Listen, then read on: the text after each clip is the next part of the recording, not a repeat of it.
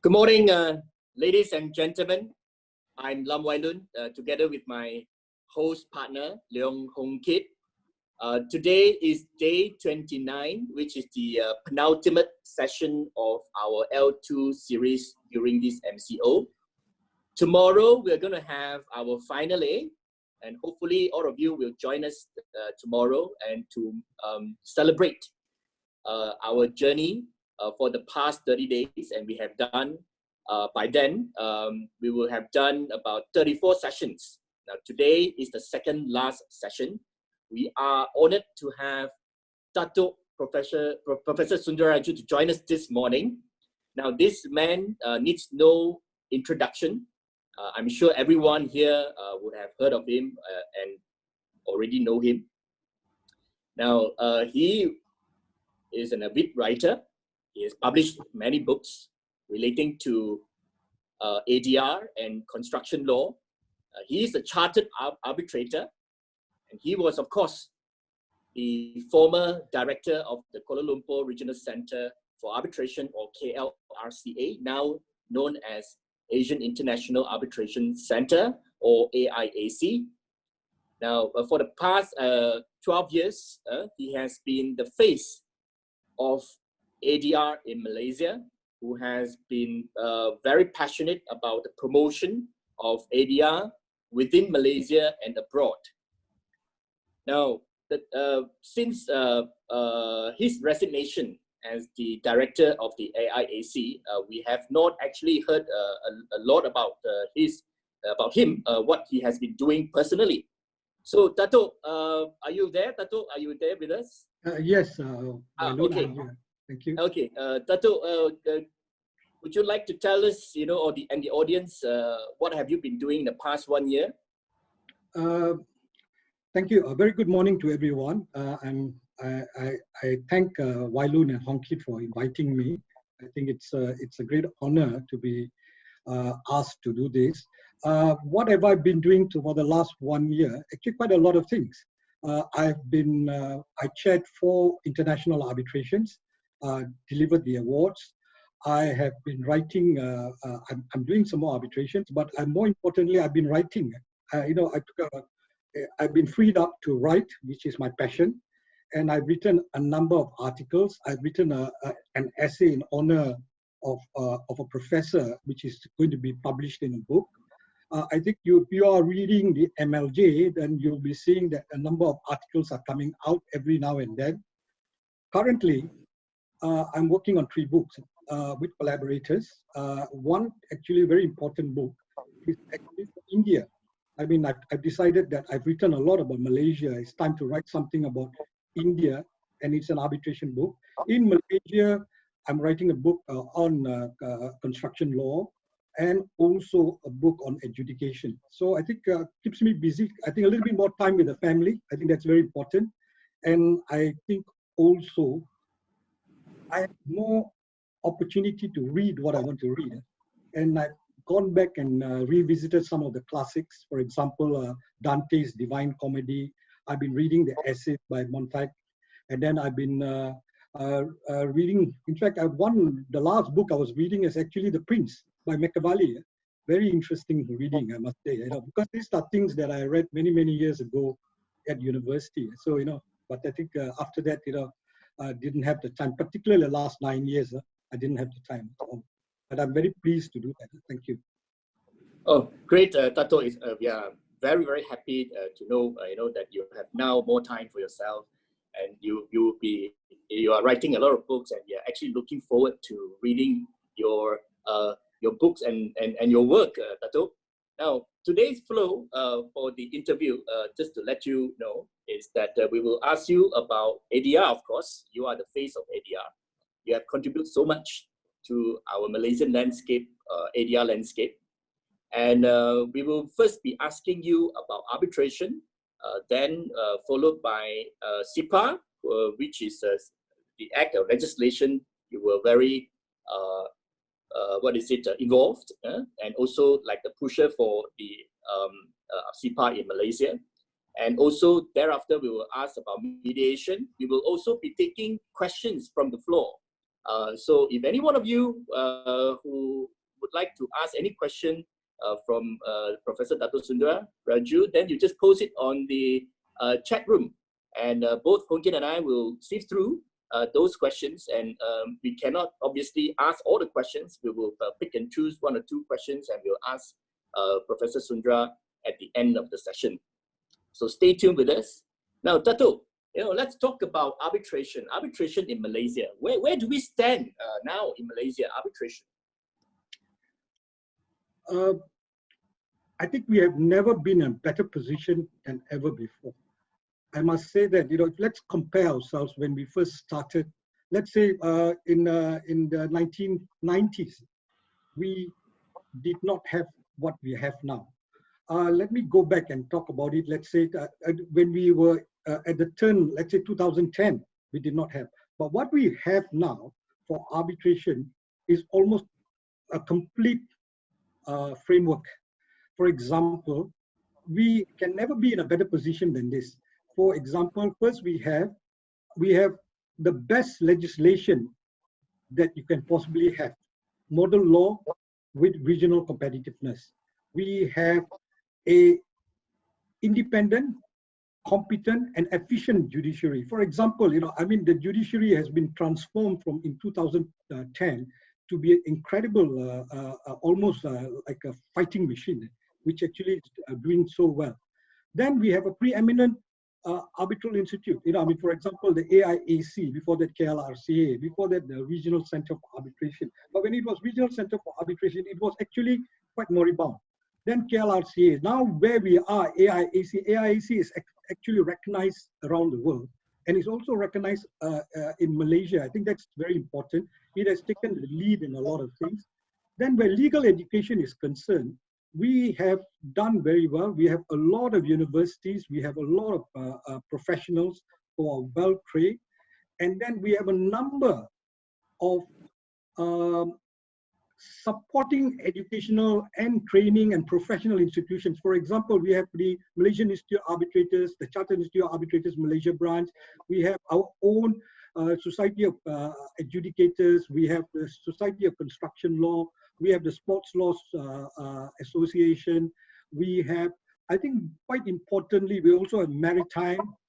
And then we have set up something that is almost transnational, which is basically AIADR, Asian Institute of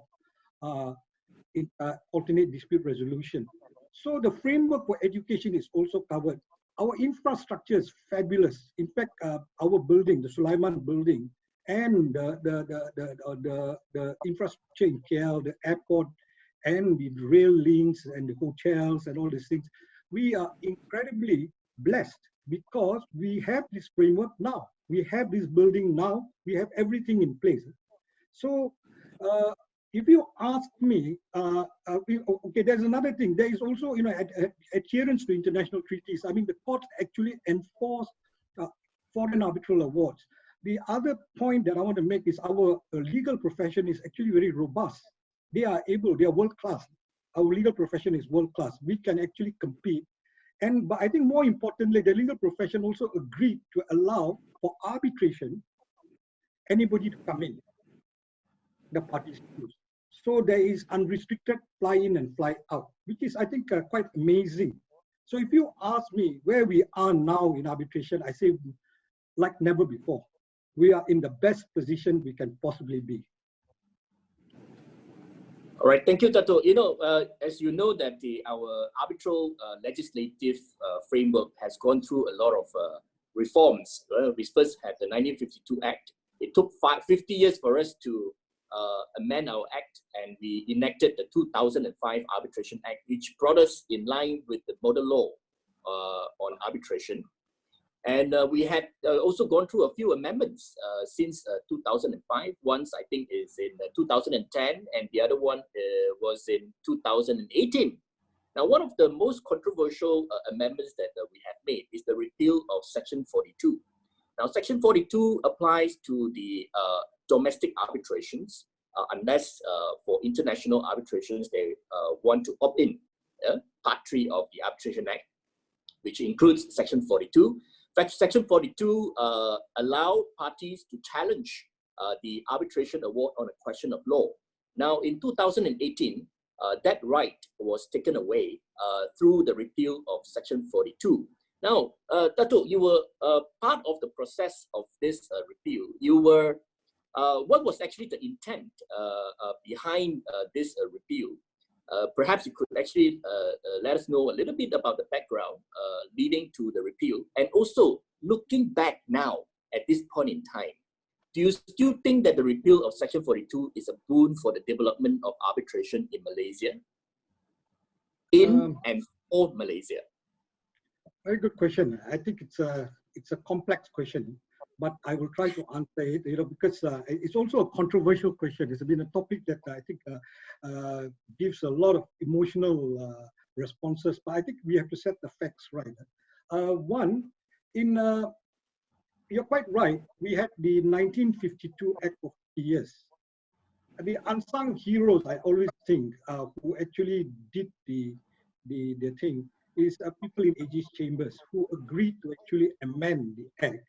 And they asked actually the Bar Council to come out with a proposed Act. This is, I think, quite unprecedented, where the government of the day, to AG's chambers, said, can you come out with an Act? So when we came out with the Act from the Bar Council, I was part of that committee, there was this debate on how the modeling should be. And we chose the New Zealand Act. And at the end of it, Section 42 was in the Act with a leave provision. So it's, I think for people who don't understand what Section 42 is, Section 42 is a question of law that arises after the award is delivered from the award. Basically that the person wants to ventilate that this question of law is got wrong, and this has to be answered. So I think this is after the award. We are not talking before the award, because Section 41 allows before the award.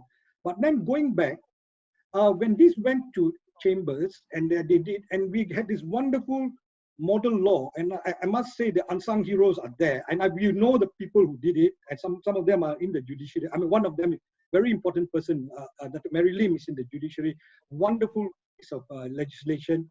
But unfortunately, in Section 42, the leave provision was not there.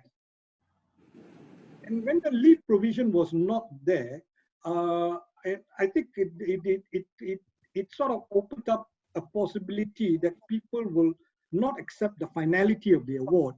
And after the award is published, only for domestic, because international has no problem. It is only Section 37.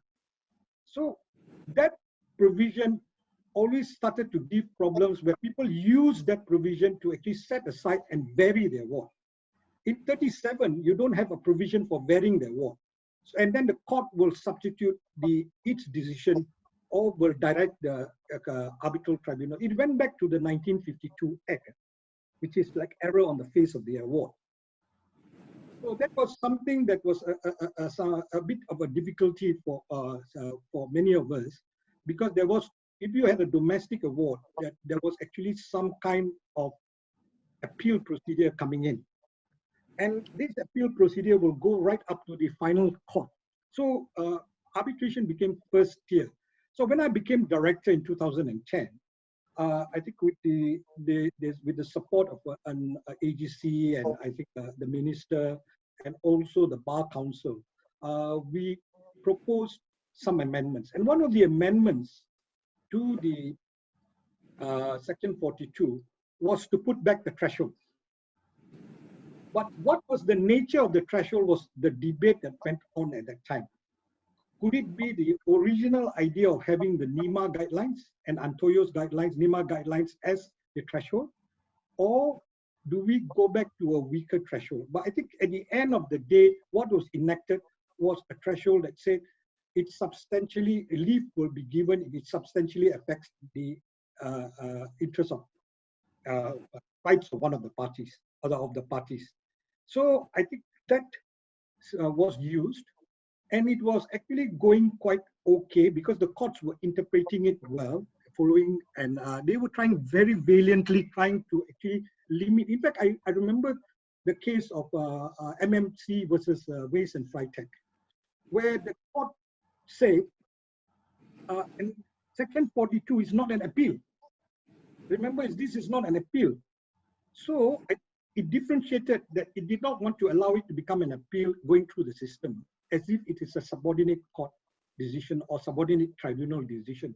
So when the case of Far East Holdings versus Adat Resan Melayu Pahang came in, the decision, the federal court dealing with 42, it's an exceptional decision, did, I believe, say the law right. They actually addressed the law. They said that it should be any question of law arising out of the award.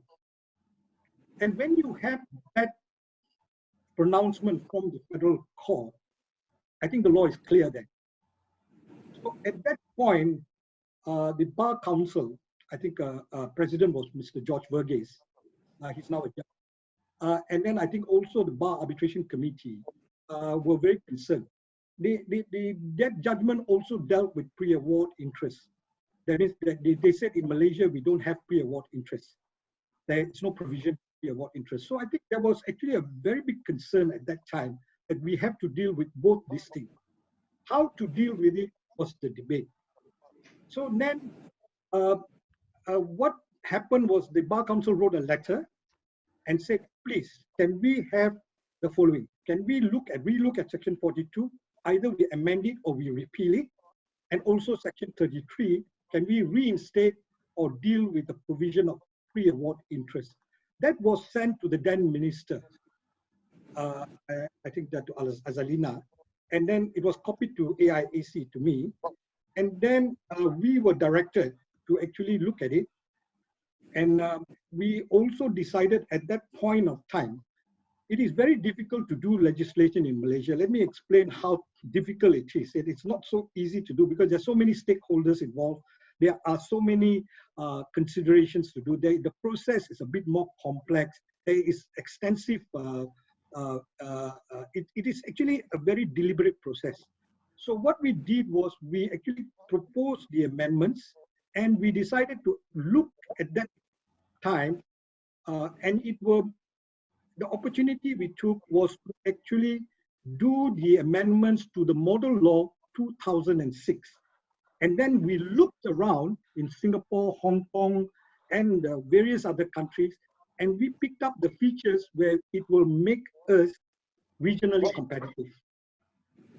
So I think the overall picture at that time, so if you all look at the amendments in 2018, I think a lot of people have not looked at it. The 2018 amendments put us on par or better where the law is concerned, where arbitration. That's why I say that we are ready. We are ready not only to do local disputes, but also international disputes because our legislative framework is incredible. At that point of time, it was decided to repeal and accept the Bar Council's recommendation to repeal instead of amend. And it was repealed for that. But I suppose there was a communication problem because I think people were not, because we did organize consultative organization meeting and there was a report that came out. We also put in third-party funding because I think when legislation is done, it must go to AG's chambers, it must go to the judiciary, it goes to various government departments. AG's chambers actually came back and said they can accept everything except for third-party funding. So we took up. But Datuk, relating to Section 42, do you still now, looking back, thinking about this repeal, right? Do you still believe that it is a boon for the development of arbitration in and for Malaysia? Yes, yes. Let me put this like this. Given COVID-19, it's almost godsend. What we need is finality and a balance. Why is there a difference between international arbitration awards and local arbitration awards? There should be some finality. At the present moment, I think the main worry is what we call the near survival. If one of the debates that are going on in the international community, other than having virtual hearings, is the guerrilla tactics that are going to come out. People want to actually postpone. While they want to hear, they want to buy time. So if you have no finality, then this is what is going to be. But actually, there is still the setting aside procedure under Section 37. It is no difference. So Malaysia has become what one jurisdictions are. That includes some of the major jurisdictions in the world, which uses only 37 to set aside awards and does not differentiate between international and local arbitration where awards are concerned. But for me, the caution that I would advise parties and councils and users is to choose your arbitrators well, choose your arbitral institutions well, but we already have the level of competence that we expect. Do you know that Malaysia has the most number of chartered arbitrators in Southeast Asia? I think a lot of people don't know that we have more than Singapore. We have, the kind of skill sets that we have in Malaysia. It is only to be unleashed. People are training very hard. People are learning very hard. People are very skillful. They are already been benchmarked with the world. That actually leads me to the next question, Tato. Looking at where we are at the moment, what are actually, specifically, Tato, our competitive edge of the Malaysian arbitration community? Look at it in the Asian region perspective. What are the Malaysian competitive edge insofar as our arbitration community is concerned? I think the first one is actually our location. Our geostrategic location is unbeatable. We are smack. You see, when we were children and we were studying in school, what we were taught was we were the halfway house for everybody. Between India and China, that was what the world Asia was at the time. But actually now we are actually a halfway house between everybody. We are smack in the center. We are sitting smack on the main highway where goods and materials travel. We are also very, very strong in terms of links. Everything is coming in, Singapore is down there, but we are also there. But in fact, we are bigger. In fact, we have bigger landmass. We have a reach that is much bigger. That, I think, is the first thing. The second thing is that we are able to do things that not many other people are doing. I think during my time, we were looking at things.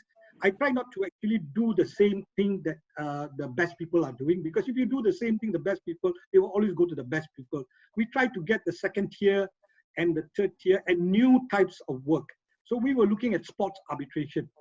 One of the things that worked in Malaysia, I think, is that we stopped the disputes that were based in Malaysia from going out.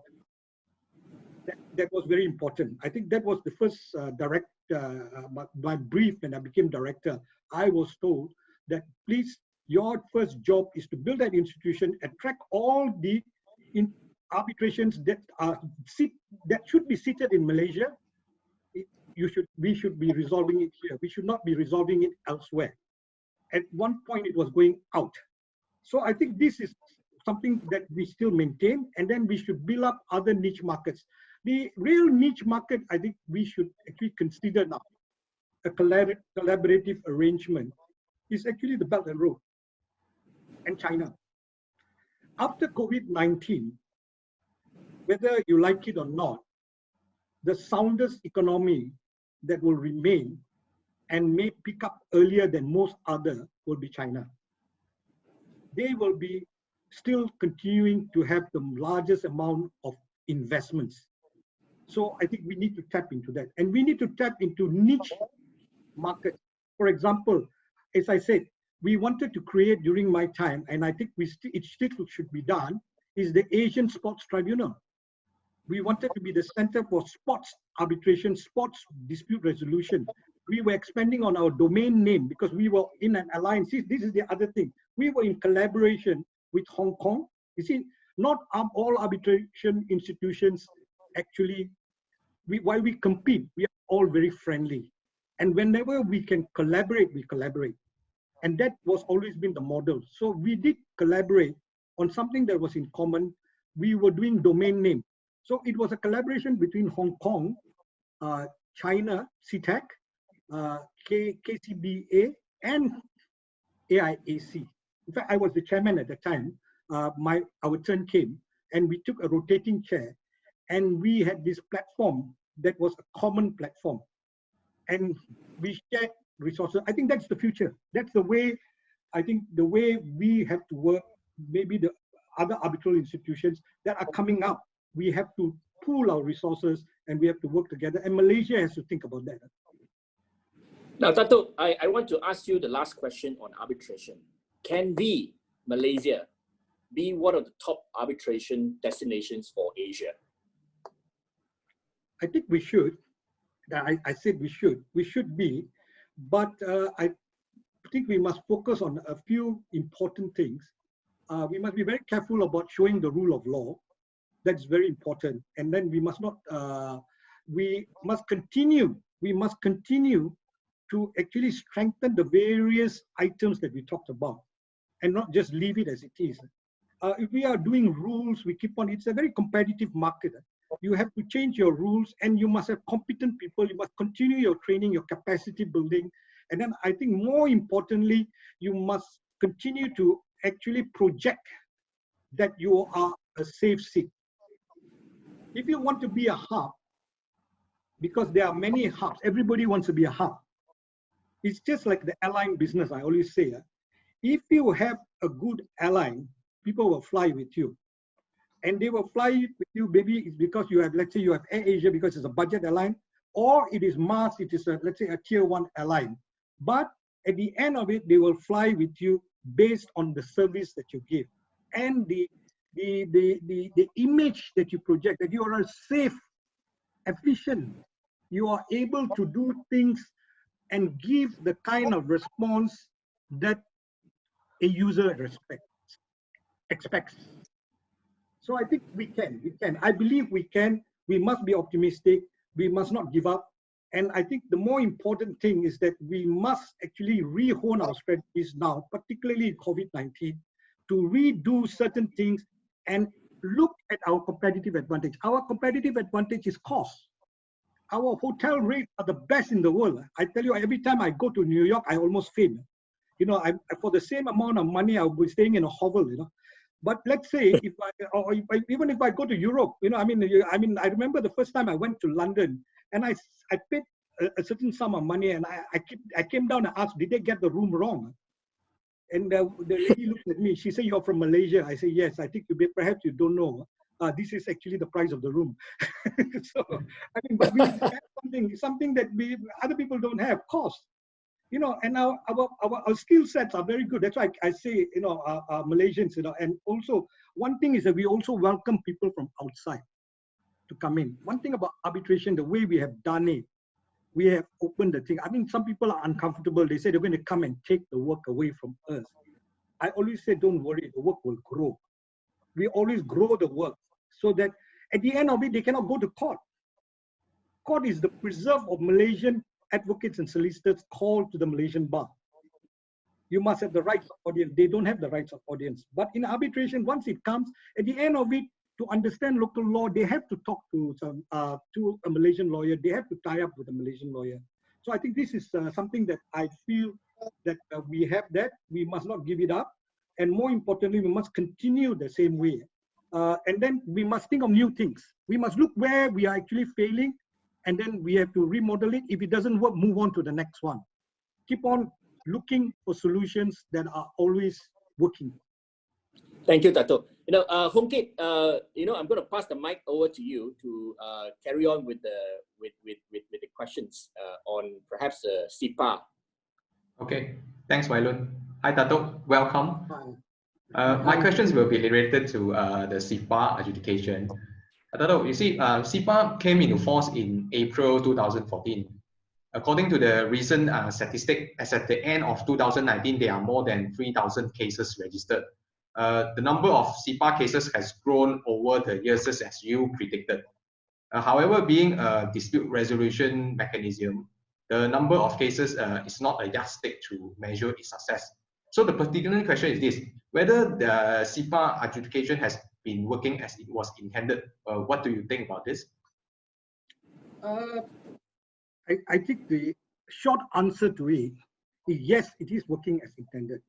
In fact, I'm amazed. I predicted that we will hit 1,000 cases. I think I was quite close, you know, and now, but I said, you know, you should hit 1,000 cases. Yeah, we moved quite fast. In fact, I think, again, I must say, the framework is very strong. It took about 15 years to get the act. It started in the 90s. So by the time we got the act, it was 2012. And by the time the act came into effect on the 15th of April 2014, it was another 2 years plus. And then since 2015 to 20, it's not very long, it's only 5 years, So, the growth rate has been phenomenal. But I think one of the things about growth rates is that we do not expect, there is something wrong if the disputes continue to climb. If you continue to climb, then we have a society that's quite unstable. That means the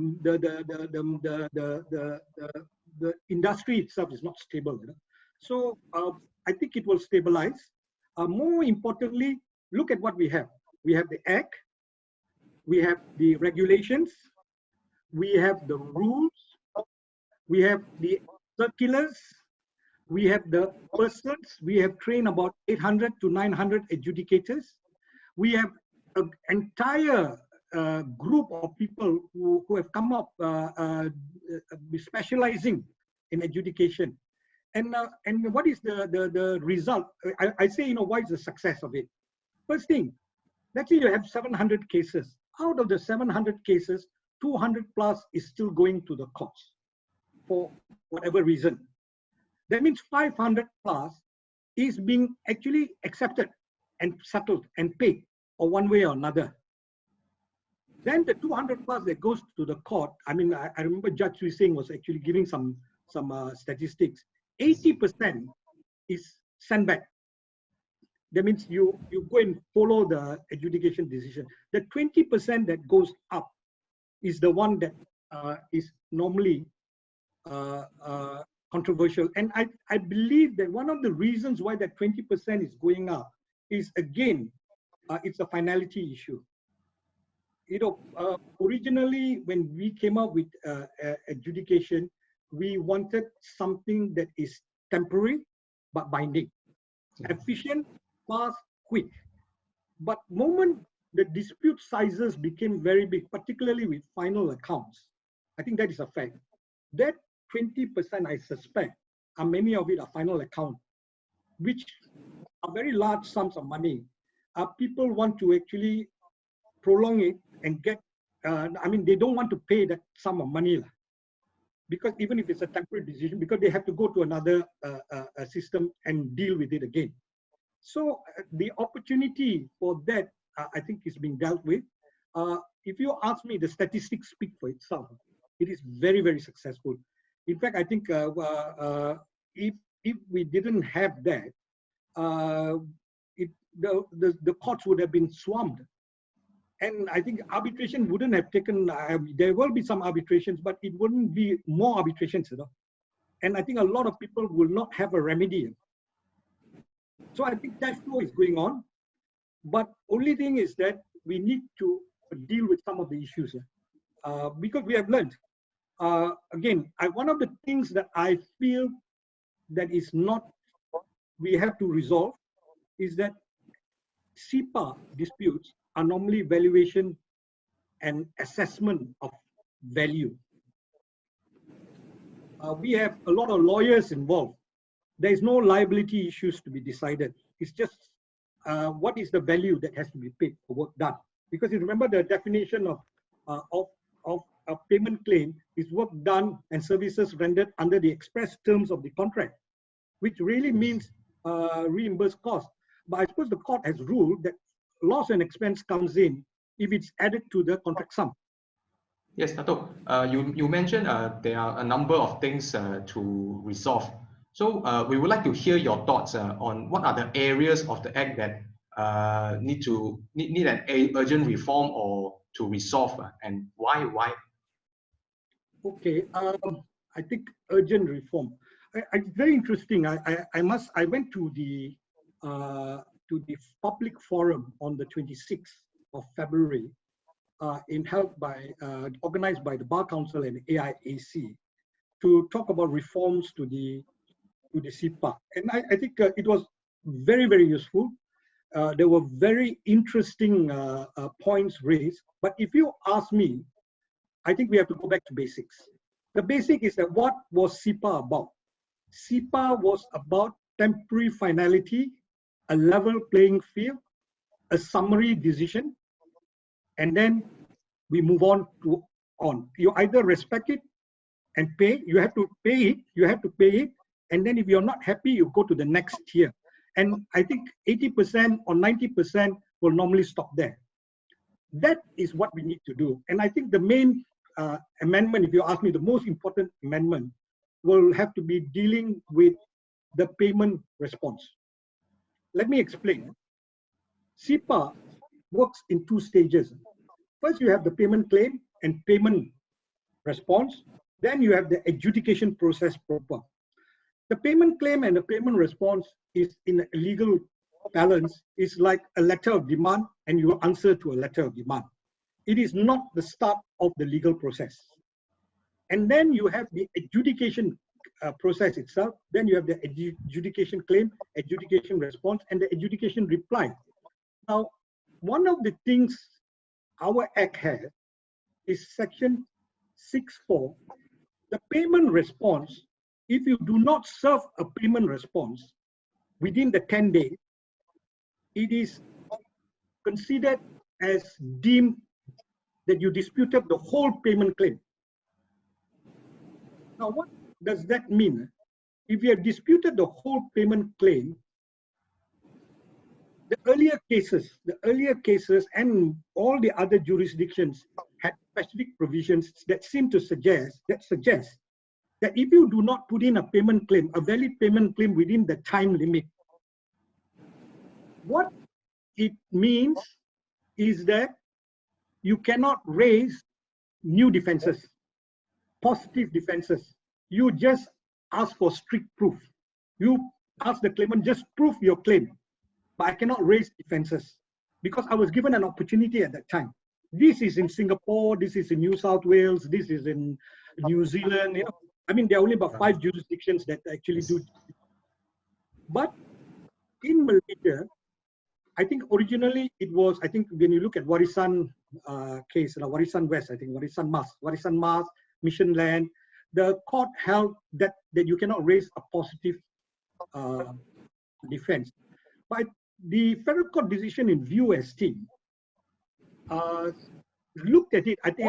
I believe they got the law right because they saw that there is a specific provision that says is deemed to be disputed. So if you deem to be disputed, then where do you raise your defenses? If I don't put in a defense, that means I deem to be disputed. And I think rightly so, the court decided that it should be in the payment response. There's a thing, not a payment response, adjudication response. I mentioned that payment claim, payment response, adjudication claim, adjudication response, adjudication reply. It must come out in the respondent can put it in the payment response, adjudication payment response, adjudication response. In the adjudication response, when you put it in, the claimant who has the last right answer only has 5 days. That means the claimant, when he puts in the claim, payment claim, he will never know what the reply of the respondent is. Yeah. So we need more clarification on 6.4. Yes. The original intention was when the payment claim is put in, when the person puts in the not paying party puts in the payment response, then the unpaid party will decide whether it's going to do it or not, whether you want to continue. Because if you want to continue, you may decide suddenly I got a counterclaim, not a counterclaim. They got a defense that they have a set off, 100% set off by way of LED or something like that, or they have paid you an advance. In the case of US team, there was an advance. Remember, so that the claimant will never know. The unpaid party will never know. So he may just go on. And the other real problem is that the court also said at that point when all the defenses are put in the adjudication response, the adjudication must consider all of it. Because most likely within 5 days, you can't answer all those things. So that is the ambush. Originally, why it was put 10 days, we were all very concerned, I think at that time, that the claimant will ambush the respondent. Yeah, yes. But, but the unpaid party will bring in a lorry load of documents and dump it on the non-paying party, and the non-paying party has 10 days to answer. But in reality, now it's shifted. The respondent, who is actually the non-paying party, now can dump a lorry load of documents, which is they do now, onto the claimant who cannot answer within 5 days. I think the most important amendment or reform that we have to do is to level the playing field. So that's right. We have to change that to bring back the original intent, and perhaps give a longer time for the non-paying party to reply, perhaps 21 days.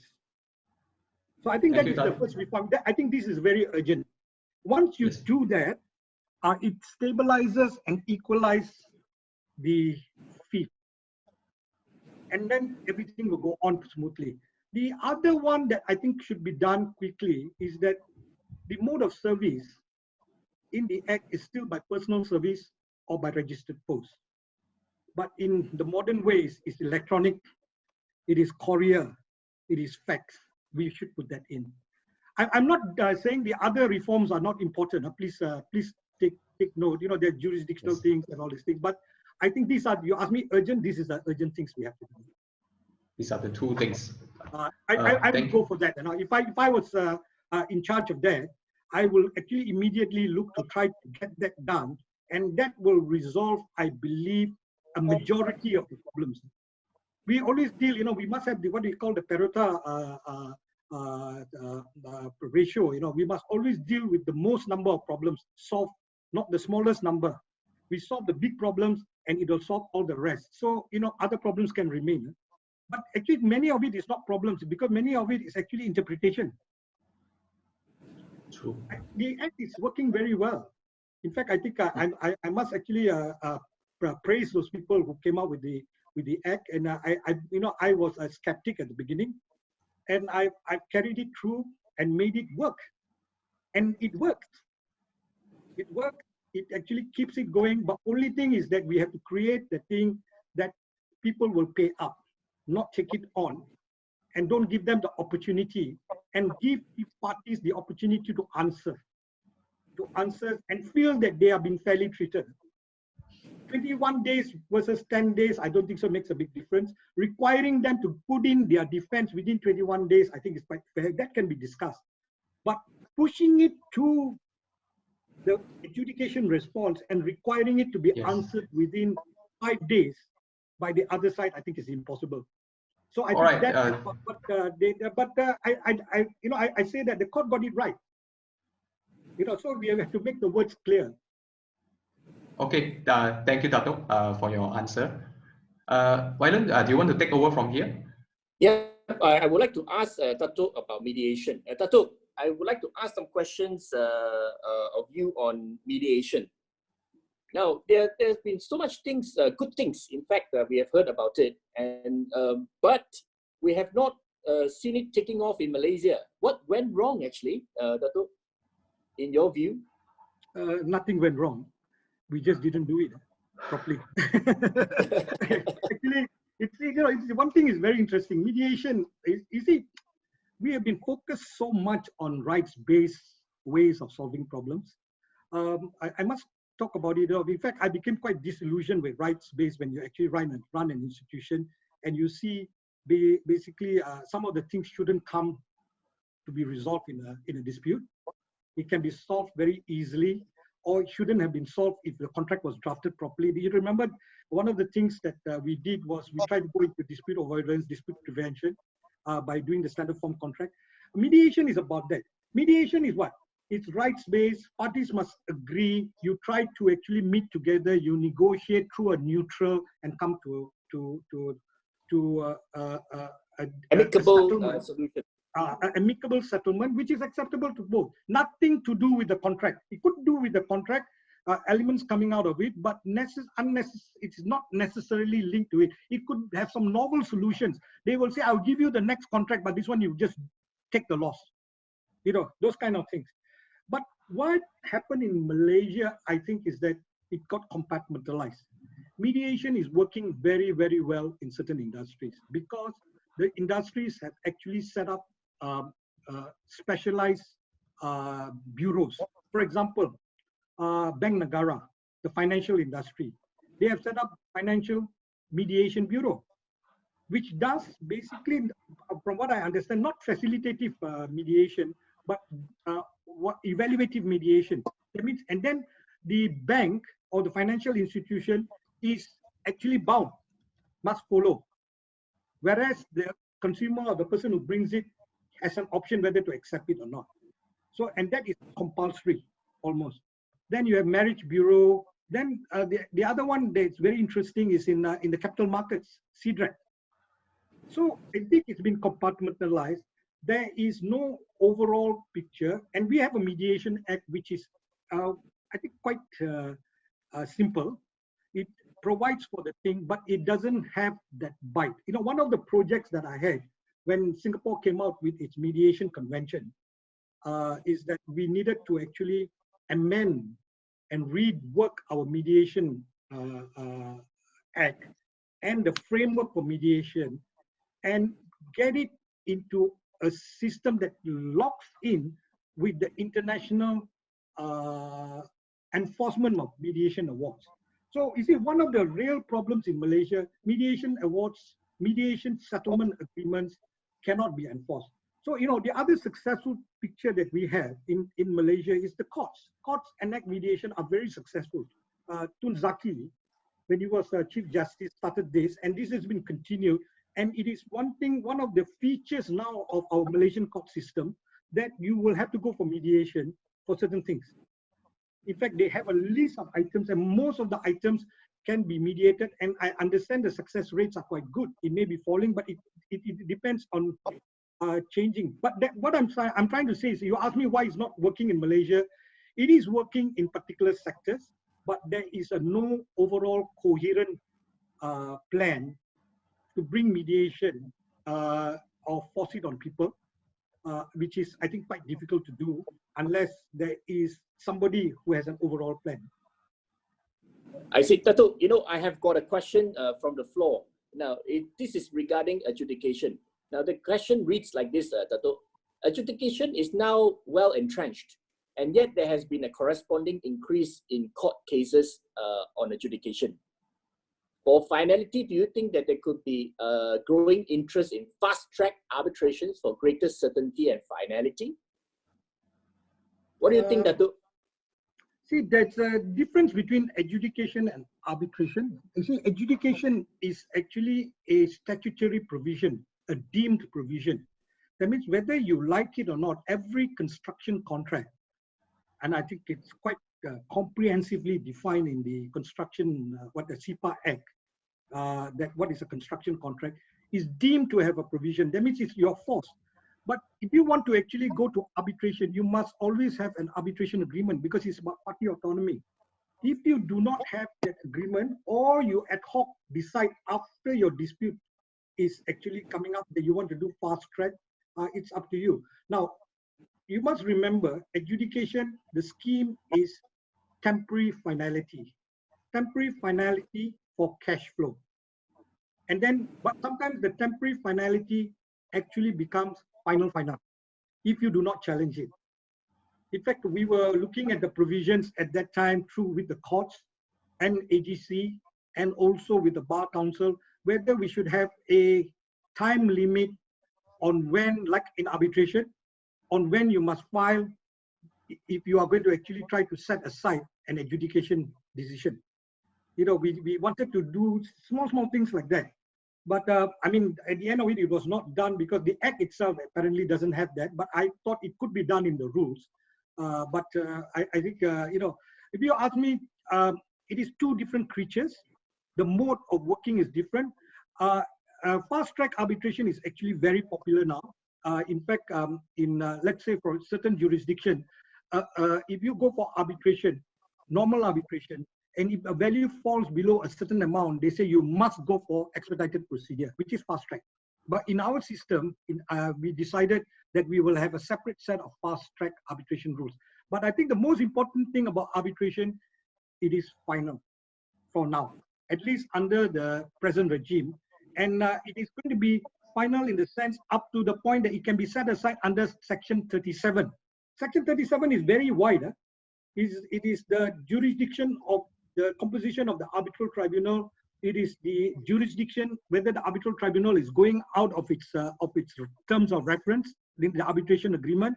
And then there is always the issue of natural justice and public policy, which is the overall thing. So the arbitration awards can be set aside, but these are the limits on what it can be set aside, but never that it is error on the face of the award, that I have decided it differently.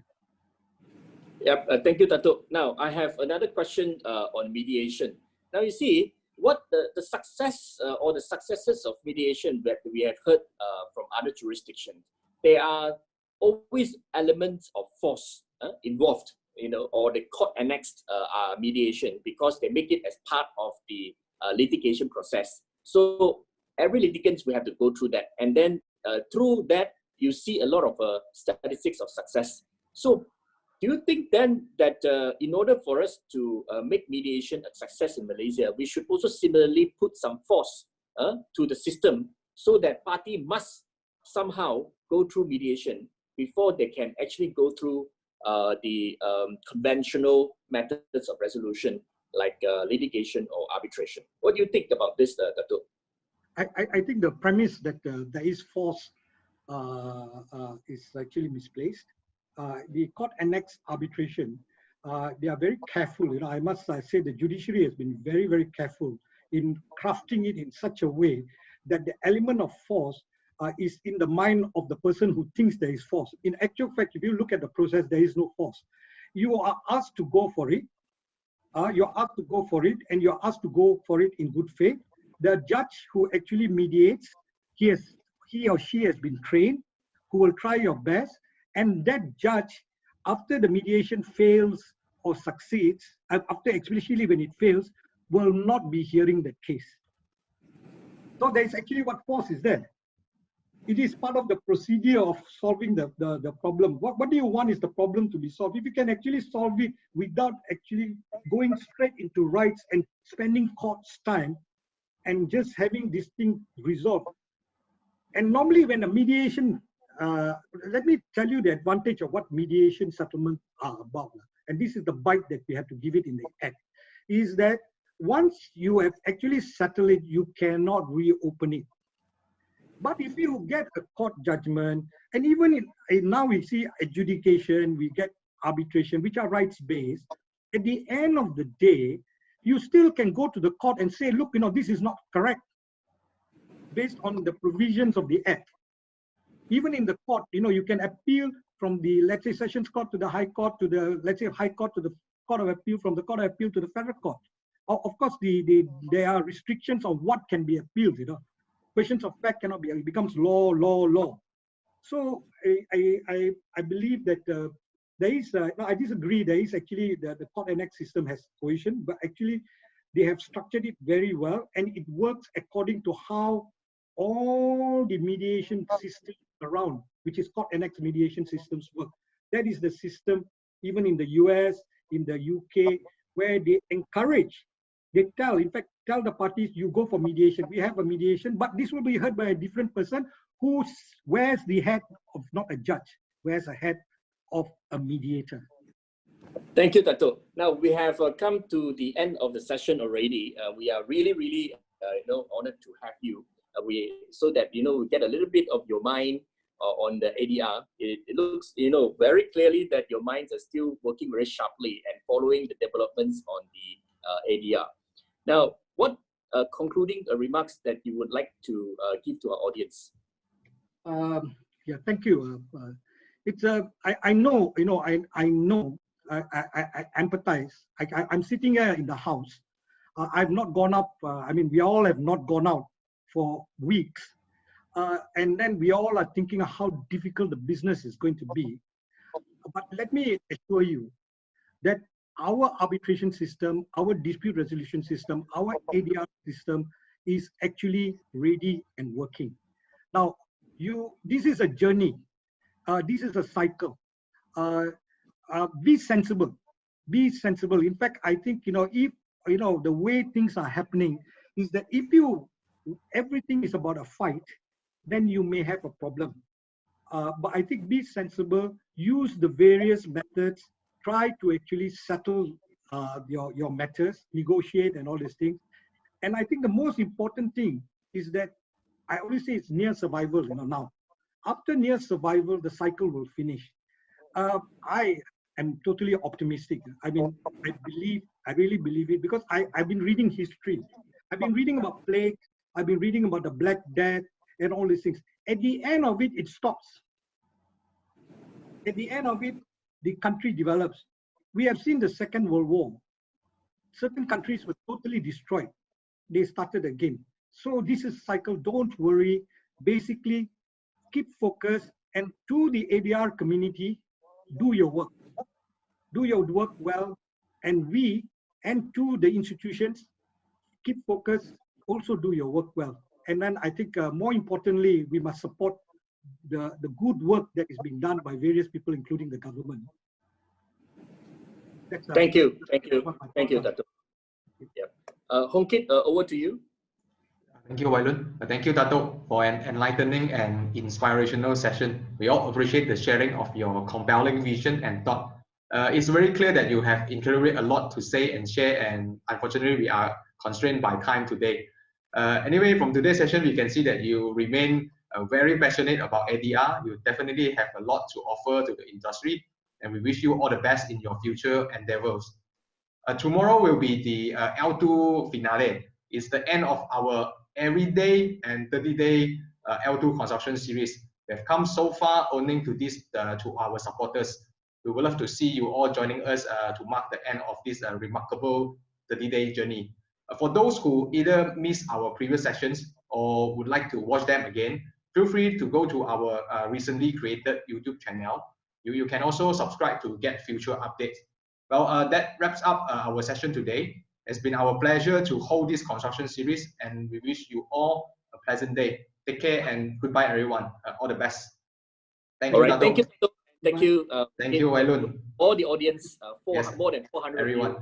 Yeah. Thank you. Yep. Bye-bye.